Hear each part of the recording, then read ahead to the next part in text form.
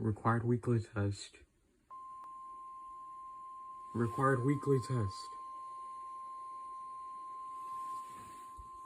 Required weekly test. This is a weekly test of the no-weather radio warning alarm device and the emergency alert system.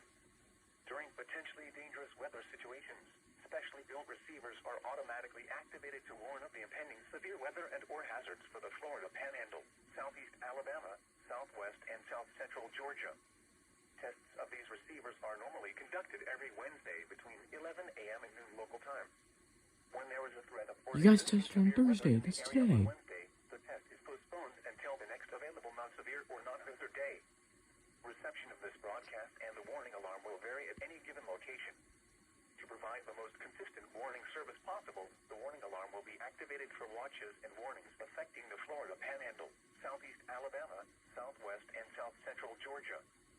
This concludes the weekly test of the no-weather radio warning alarm and emergency alert system for the entire county warning area serviced by the Tallahassee Weather Forecast Office.